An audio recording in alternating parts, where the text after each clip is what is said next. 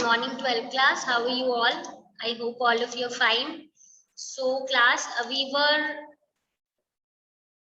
now basically हमने जो practical work है उसका chapter first already complete कर लिया है.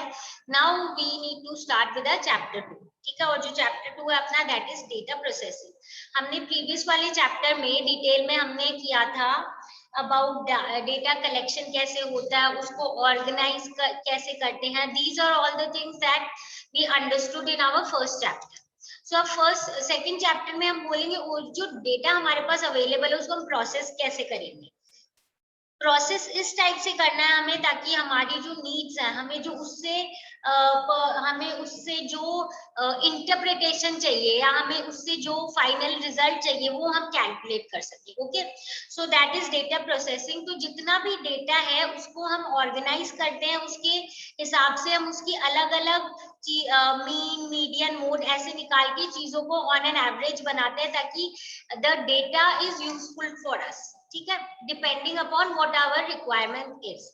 सो बहुत सारी स्टैटिस्टिकल टेक्निक्स होती है ताकि हम इन डेटा को क्या कर सके, प्रॉपर्ली एनालाइज कर सके. सो इस चैप्टर में हम पढ़ेंगे एक तो measures of central tendency, we study about the measures of dispersion and the measures of relationship. कैसे जो डेटा है वो आपस में लिंक्ड है. हम जब भी सिंपल टर्म्स में बात करते हैं तो वो तो हम ऑन एन एवरेज या जनरलाइज बेसिस में बोल देते हैं, पर on the basis of data कैसे करते हैं वो हम समझेंगे. इफ आई एम सेइंग कि अपनी क्लास का एवरेज जो है that is around 60%, 70%, so how can I say that on the basis of certain calculations. वो कैलकुलेशंस कैसे करते हैं वो देख लेते हैं. सबसे पहले हम बात करेंगे सेंट्रल टेंडेंसी.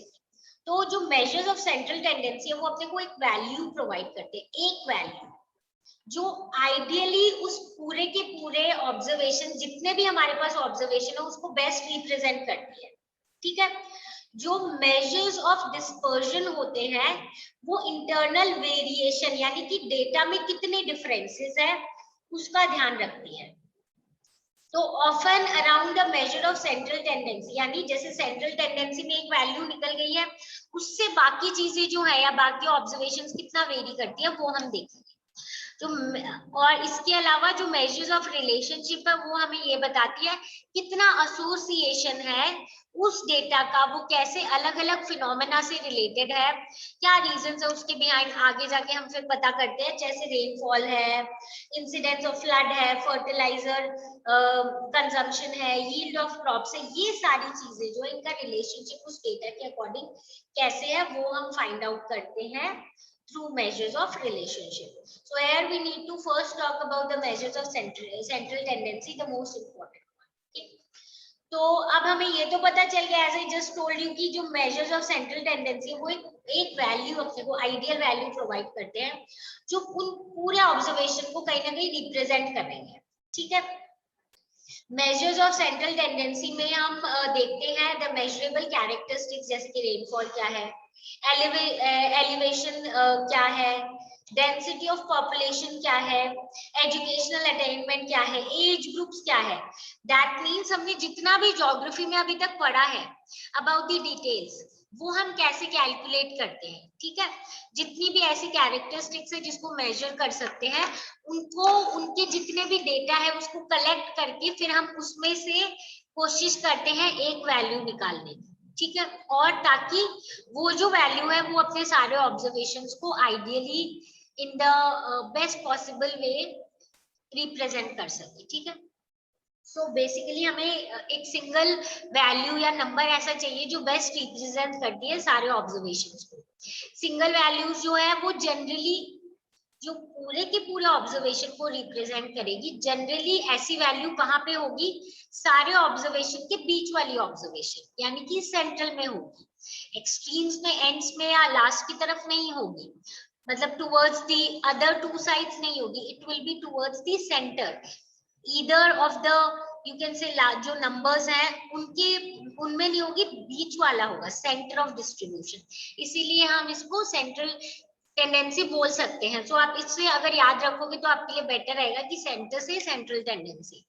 देन जो स्टैटिस्टिकल टेक्निक्स जो हम यूज करते हैं सेंटर ऑफ डिस्ट्रीब्यूशन ढूंढने के लिए, they are called measures of central tendency, क्योंकि हम उनके थ्रू ढूंढते हैं। तो जो number denoting the central tendency is the representative figure, represent करती है वो उस पूरे डेटा को, बिकॉज ये ऐसा पॉइंट है जहां पे ज्यादा से ज्यादा मतलब उसकी उस वैल्यू के अराउंड ज्यादा ऑब्जर्वेशन होती है, इसलिए।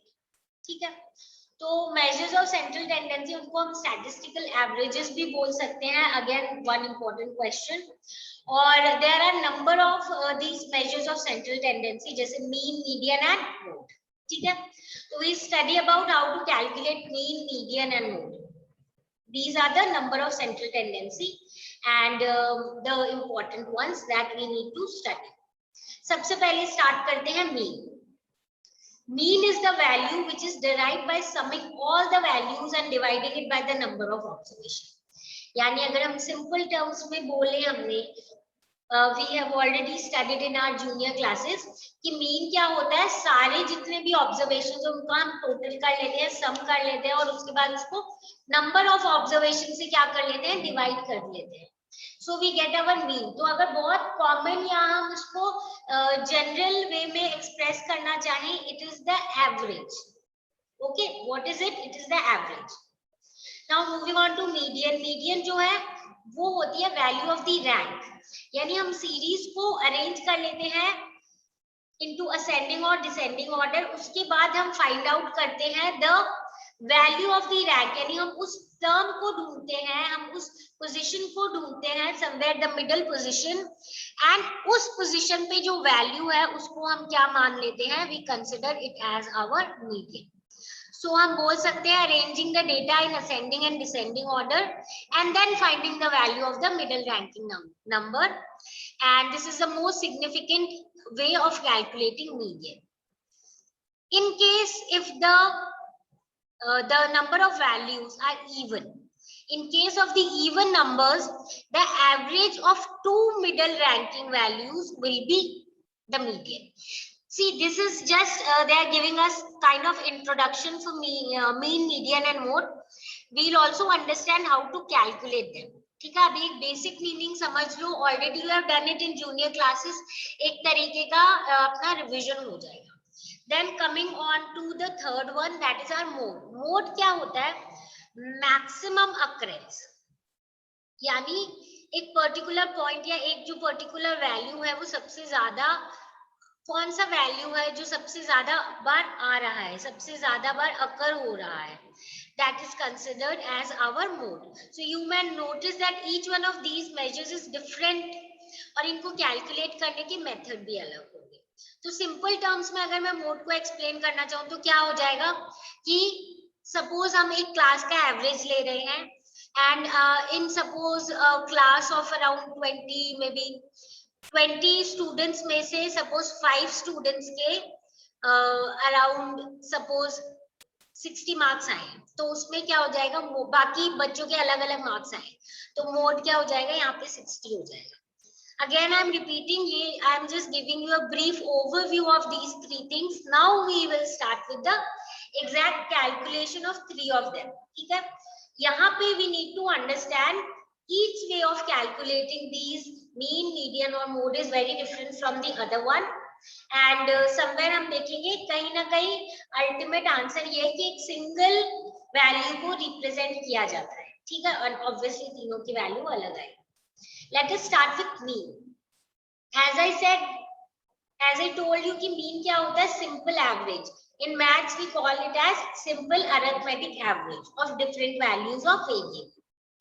इसको हम we can find it out for ungrouped as well as grouped data. ठीक है, अनग्रुप में सिंपल वैल्यूज दी हुई है और ग्रुप में क्या है, क्लासेस में दिया हुआ है, मतलब कोई जो नंबर है 5 to 10 के बीच में इतनी बार आ रहा है, 10 to 15 के बीच में आ रहा है, ऐसे करके। Again we understand how to calculate it.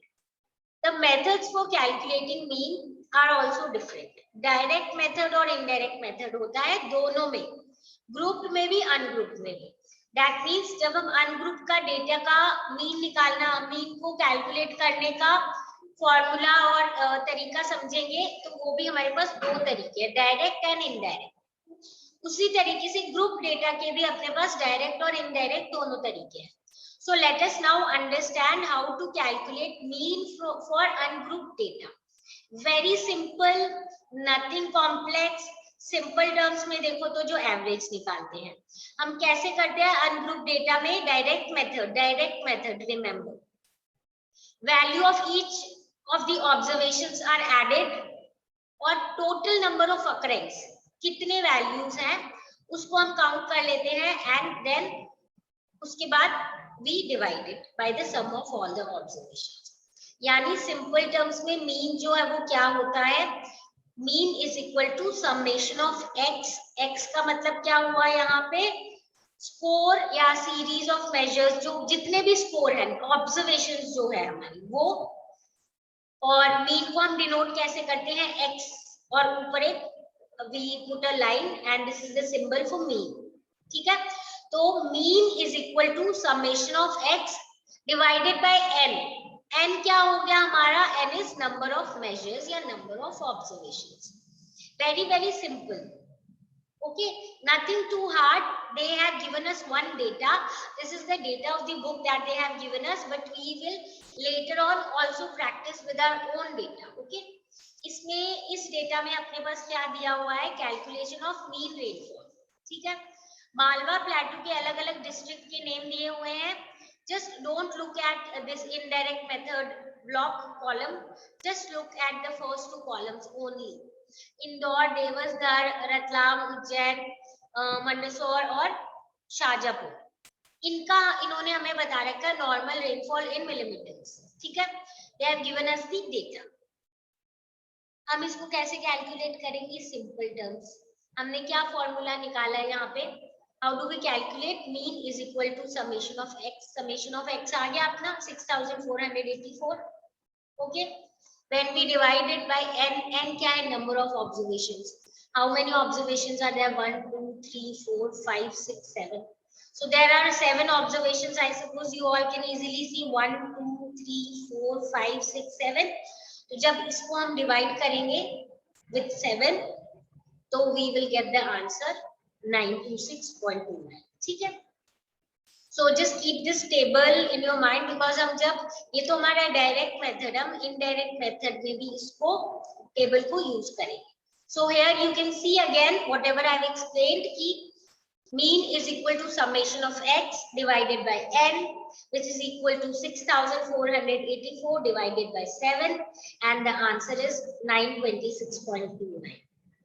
तो ये हमारा डायरेक्ट मेथड का कैलकुलेशन है, वेरी इजी हम बोल सकते हैं। ऑन एन एवरेज इस एरिया में जो रेनफॉल है वो इतनी होती है। एंड अब हम बात करेंगे about the indirect method. Now keep in mind, mean की वैल्यू सेम आनी चाहिए whether you are using direct method or indirect, mean तो सेम ही रहेगा, एवरेज तो सेम ही रहेगा, बस हम तरीका अलग यूज कर रहे हैं, ठीक है। So let us now move on to the indirect method of calculating mean.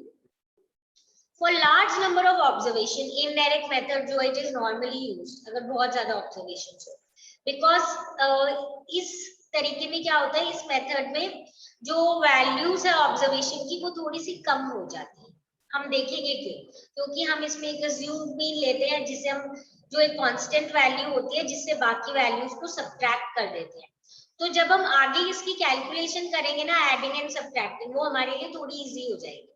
तो यानी स्पेशली जब बहुत ज्यादा वैल्यूज दी हुई होती हैं तो ये एक बेटर मेथड है, ओके। और इसको हम कोडिंग भी बोलते हैं, क्योंकि हमने एक अज्यूम्ड मीन लिया है, उसके बेसिस पे हम एक और नई ऑब्जर्वेशन क्रिएट कर रहे हैं, जिससे कि हम आगे क्या कर रहे हैं, कैलकुलेट कर रहे हैं पूरे के पूरे मीन को, okay. So now let us understand how do we calculate mean through the indirect method. इसका फॉर्मूला है mean is equal to A is, you can say as they have written subtracted constant, पर हम उसको assumed mean नहीं बोलते, assumed आप बोल सकते हो उसको, assumed you can say value, ठीक है।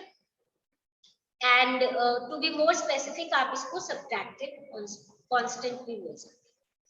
Then we have this D, ठीक है, summation of D, this is coded scores, जो मैं अभी बताऊंगी क्या है।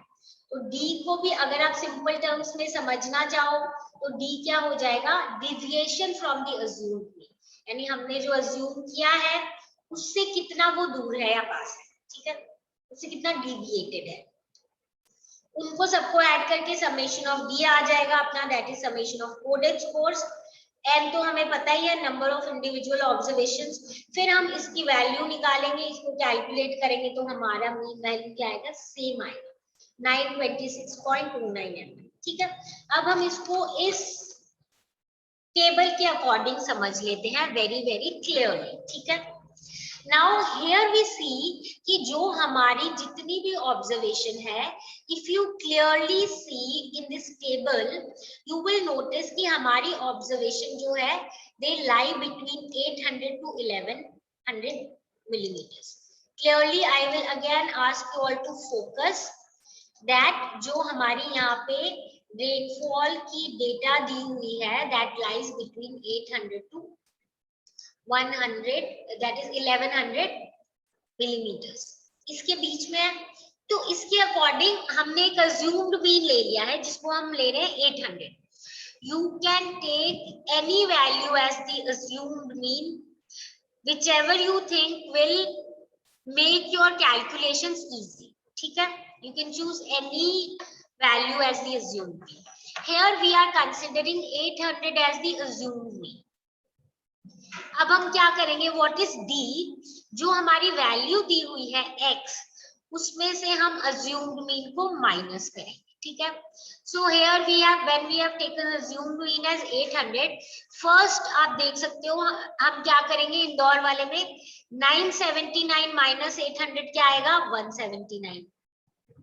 देन 1083 माइनस 800 कितना आएगा, 283. The third one 833 से आप 800 माइनस करोगे, आंसर आएगा 33. 896 से if you subtract 800 the answer will be 96. Next again 891 से 800 subtract किया, 91 आंसर. 825 से 800 किया तो 25. Then 977 से when you subtract 800 we get 177. यानी अपनी डी की वैल्यूज आ गई है ईच ऑफ दी प्लेसेस से रिलेटेड. अब हमने क्या किया, समेशन ऑफ डी. डी क्या है अपना, deviation from the assumed mean. Summation आ गया अपना 884 डिवाइडेड बाय क्या करेंगे, एन. एन क्या है, 7. अब देखो इतना याद रखो, coming to our calculation again 800, ये फॉर्मूला देखते रहो and also check the values. A is 800, हमने देखा था summation of d was 884 divided by n that is 7. तो 800 plus 884 divided by 7 जब आप करोगे तो आपकी वैल्यू आ जाएगी अराउंड 126.29. सो आप जब इसको 800 से ऐड करोगे finally your answer will be 926.29. Now let us check again, direct method में भी यही वैल्यू है, इनडायरेक्ट मेथड में भी यही है, ठीक है. सो आप क्लियरली देख सकते हो मीन जो है that will be same whether you calculate it through direct method और indirect method, but indirect is more preferable जब अपने पास वैल्यूज या डेटा बहुत ज्यादा हो, ठीक है. अब ये हमने मीन कब कैलकुलेट की, जब हमारे पास अनग्रुप्ड डेटा है. क्या है हमारे पास, अनग्रुप्ड डेटा. अब हम कैलकुलेट करेंगे मीन जब हमारे पास ग्रुप्ड डेटा हो, ठीक है. ये कैसे करते हैं, late us understand this also. इसके भी हमारे पास दो मेथड है, कौन से, डायरेक्ट एंड इनडायरेक्ट. डायरेक्ट में हम क्या करते हैं, जो क्योंकि सिंपल चीज यू मे आस्क मैम क्यों इतना कैलकुलेशन कर रहे हैं, why are we doing this, क्योंकि for us to how will we calculate when the whole class is given 50 to 70 70 to 90, हम कैसे उसको कैलकुलेट करें, it will be difficult for us. तो हम एक मिडिल फिगर चूज कर, मिडिल फिगर जो है, मिडिल वैल्यू जो है वो चूज करते हैं. सो let us now talk about this. When the scores are grouped in frequency distribution, जो इंडिविजुअल वैल्यूज होती है वो अपनी आइडेंटिटी लूज कर देती है। क्या मतलब 50 to 70 के बीच में जितने भी बच्चों के आए हैं सबको एक साथ डालते हैं, whether the student has got suppose 50 or whether he has got 70, whether he has got 55, whether he has got 65, अपनी इंडिविजुअल वैल्यू ग्रुप वाले में जो वैल्यू इंडिविजुअल वैल्यू जो अपनी आइडेंटिटी लूज कर देती है जब भी ग्रुप डेटा होता है। हमें क्या करना होता है कैलकुलेट करने के लिए इनकी मिड पॉइंट्स निकालने पड़ेंगे, ठीक है। And when we take out the mid points, okay, when we take out the mid points of the class, then we will see कि उसके बाद हम उसमें और क्या चेंजेस करते हैं ताकि अपने जो मीन है उसको कैलकुलेट कर सकें। सबसे पहले तो हम एक जो मिडल वैल्यू है वो चूज करते हैं, मिड पॉइंट हम बोलेंगे चूज करते हैं बिटवीन द जो क्लास दी हुई है। और इसके लिए while computing the mean from group data using direct method, her class का हम मिड पॉइंट जो है उसको कैलकुलेट करते हैं, फिर उसको मल्टीप्लाई करते हैं जो फ्रीक्वेंसी दी हुई है कि उस डेटा में या उस क्लास में कितने लोग, मतलब कि उनकी कितनी फ्रीक्वेंसी है, व्हाटएवर द डेटा इज, ठीक है। उसके बाद हम सबमेशन ऑफ एफएक्स करते हैं। एफएक्स क्या हुई, फ्रीक्वेंसी और मिडल जो पॉइंट हमने मिड पॉइंट जो निकाला है उनको मल्टीप्लाई किया तो एफएक्स आया, फिर उसका सबमेशन किया जिसको हम नंबर ऑफ ऑब्जर्वेशन से डिवाइड कर देंगे तो हमारी वैल्यू क्या आ जाएगी, मीन वैल्यू आ जाएगी, ठीक है। चलो अब इसको भी कैलकुलेट कर लेते हैं। And this is the diagram that is given in your book. Just have a look at this again. Formula क्या है इसका, mean is equal to summation of frequency and midpoints of class interval and n is number of observation, जिसको हम लोग sigma f summation of f भी बोल सकते हैं। चलो एवरेज वेट रेट निकालते हैं फैक्ट्री वर्कर्स की। Now understand if in exam they ask you find the average wage rate, don't get confuse, average तो हमने किया ही नहीं, average and mean are same thing. अब देखो ये क्लास दिया हुआ, वेज रेट दिया हुआ रुपीस पर डे के हिसाब से वर्कर्स को कितनी मिलती है, 50 to 70 जो है लगभग 10 वर्कर्स को मिलती है, 70 to 90 20 वर्कर्स को, 90 to 110 25 वर्कर्स को, 110 to 130 35 वर्कर्स को एंड 130 से 150 के बीच में 9 वर्कर्स। तो ये जो 10 20 25 35 एंड 9 है फ्रीक्वेंसी है, एंड ये 50 70 90 ये अपनी क्लासेस है। ये क्वेश्चन में दिया हुआ है, अब हमें करना है कैलकुलेट, ठीक है। यहाँ पे class again don't look after the fourth column, ये जो डी वाला है this will help us in finding out mean in the indirect method, not the direct method. अब हमने इसमें क्या किया class, how do we find out the midpoint? जो क्लास इंटरवल दिया हुआ है आपको उसका फर्स्ट और जो लास्ट है, मतलब जो क्लास इंटरवल के दो डिजिट्स आपको दो जो भी वैल्यूज दी हुई है उनको ऐड करके divided by 2, that means 50 plus 70 is equal to 120 divided by 2 is 60, आगे value 70 plus 90 is 160 divided by 2 is 80, 90 plus 110 is 200 divided by 2 is 100, 110 plus 130 is equal to 240 divided by 2 is 120, finally 130 plus 150 is 280 divided by 2 is 140, ठीक है। अब हमारी इससे x की value आई है, mid points I है। Mid points कैसे निकाले, जो फर्स्ट इनिशियल और जो लास्ट वाला आपके दो भी डिजिट्स है क्लास इंटरवल्स की, जो दो वैल्यूज है उनको हमने ऐड करके डिवाइडेड बाय 2 कर दिया। अब हम क्या करेंगे, fx यानी कि फ्रीक्वेंसी को मल्टीप्लाई करेंगे विद x, आ गया 10 into 60 is 600, 20 into 80 is 1600, 25 into 100 is 2500, 35 into 120 is 4200 and then 9 into 140 is 1260, ठीक है। ये अपनी क्या आ गई, fx आ गया। अब यहाँ पे हमने f को ऐड किया, 99 आएगी value, you can check this out. 10 plus 20 is 30, 30 plus 25 is 55, 55 plus 35 is 80, and then finally plus 9 is 99. ठीक है, तो I think this is again clear. We'll just check it again. 10 plus 20 30, 30 plus 25 55, and then उसके बाद plus 35 is 80 plus 9 is plus 35 is 90, and then we get 99 plus 9 is 99. तो ये क्या आ गया अपना समेशन ऑफ f. ओके, ये हमने सबको जब ऐड किया है, किसको ऐड किया है, सारी जो फ्रीक्वेंसी है उसको ऐड करके 99 आया है, एंड fx को जब आप ऐड करोगे तो आपका आंसर आ जाएगा 10,160. ओके, ये फिगर्स, ये वैल्यूज अपने को याद रखनी है, किसकी, एंड जो बोलते हैं that is sigma f. I am repeating, and fx क्या है अपना 10,160. Okay, just calculate this again. 10 plus 20 30, 25 55 plus 35 is 90. ठीक है, 90 है ये. I earlier said 80, just understand 90 है, और प्लस 9 करोगे तो 99 आ जाएगा. ठीक है, अब इसके बेसिस पे कैलकुलेट करते, जब हमारे पास सारी वैल्यूज है ही, just put it in the formula and you will get the value. तो मीन अपना आ गया sigma fx, summation of fx divided by n is 10,160, that is divided by 99, and the answer is 102.6. ये हमारा आया है group data का mean by the direct method. ठीक है, अब हम इसी को क्या करते हैं, इनडायरेक्ट मेथड के थ्रू कर लेंगे. Okay, now let us again move back to this table, because it will help us to understand this better. Again class, यहाँ पे क्या है, we will again assume one, you can say subtract constant, या फिर जिसको हम बोल सकते हैं assumed mean. ठीक है, here what have we considered assumed mean, 100.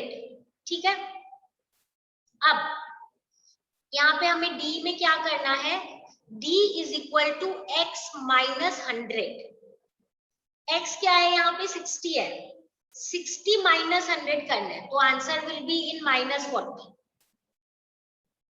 फिर 80 minus 100 -20, 100 minus 100 is 0, 120 minus 100 20, 40 minus 100 is 40. You may ask, ma'am, why have we taken 100? Here actually our calculations will become easy when we add these all.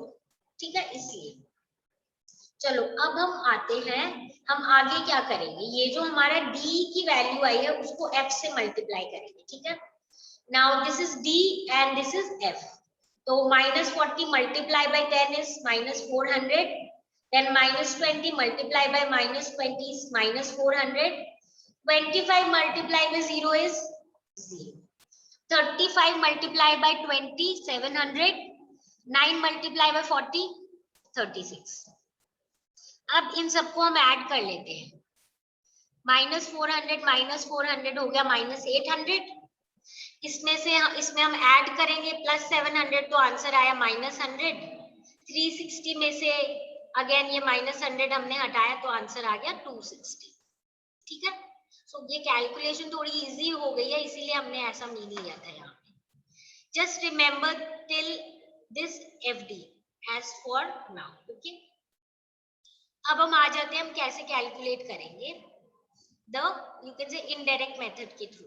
तो यहाँ पे हम ये formula use करेंगे, कौन सा वाला, अज्यूम्ड मीन प्लस या माइनस. क्यों है, क्योंकि हमने देखा यहाँ पे माइनस में भी वैल्यू आई है, तो अगर इसकी भी माइनस में बाय चांस वैल्यू आ जाए तो इसीलिए प्लस माइनस. ठीक है, so here we will see assumed mean plus minus summation of FD divided by n.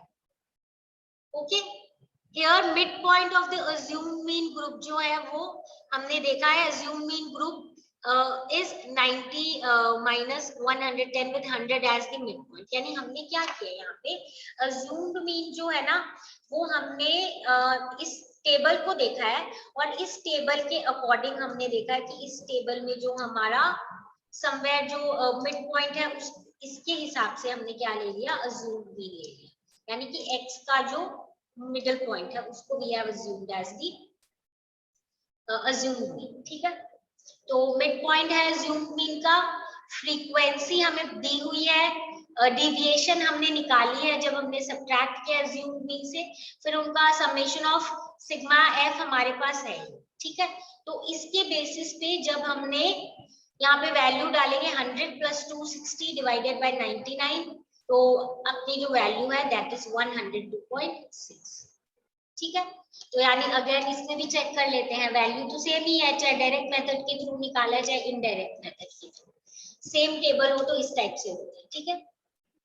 So now एक कुछ बातें हम और देख लेते हैं regarding this table only. Calculations में हमने इंक्लूड नहीं किया है, पर अपने टेबल पे दिया हुआ है, इसीलिए let us just talk about it, okay. Now mean has been assumed in the group 90 to 110.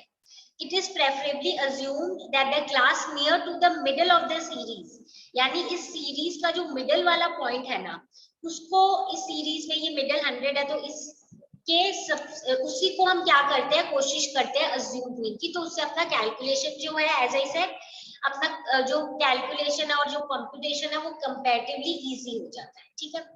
So assume mean जो है वो मिड पॉइंट है of class 90 to 110। Fifth column जो हमें दिया हुआ है क्लास यू, जिसका हमने ऐसा यूज नहीं किया है, this list the deviation of the mid point of each class from the mid point of the assumed mean, ठीक है। सिक्स्थ कॉलम जो है, this shows the multiplied values of F by its corresponding D to give F D. Then positive and negative values of FD are added separately and their absolute difference is found as sigma FD. Note that the sign attached to FD is replaced in the formula A, following A, where plus minus sign is also given. ठीक है? So now let us just talk about this. ये क्या बोल रहे हैं यहाँ पे, इन्होंने क्या किया है, they are trying to tell us few more important things, ठीक है।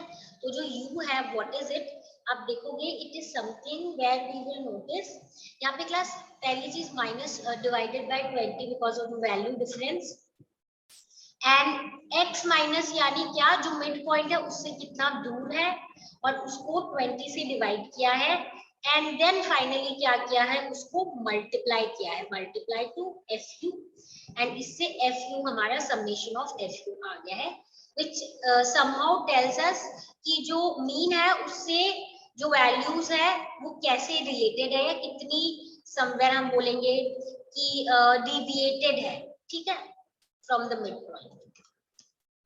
So this is telling us in more details, but here we do not need to get confused because as such हमारे calculations में इसकी जरूरत नहीं है हमें, but because it was shown, so I've just told you don't get more confused regarding this. आपको mainly यहाँ तक ही याद रखना है, FD तक, ठीक है। This is something extra that is given in terms of telling us extra, you can say deviation from the midpoint, ठीक है। और उसके बाद as I said कि this is indirect method for us to calculate the mean, ठीक है। तो this was about mean and I think clearly अपने को समझ आ गया होगा। If you have any doubt relating to whatever we have covered today, do come back with your doubts and we'll discuss and solve it. And just try practicing finding out mean. Just prepare your own data, prepare your own table. I'll also send you few of the, you can say, numerical questions which you can practice so that you know where you are lagging behind, and if you have any problem you can ask, okay? So we'll meet now in the next class and continue with the journey.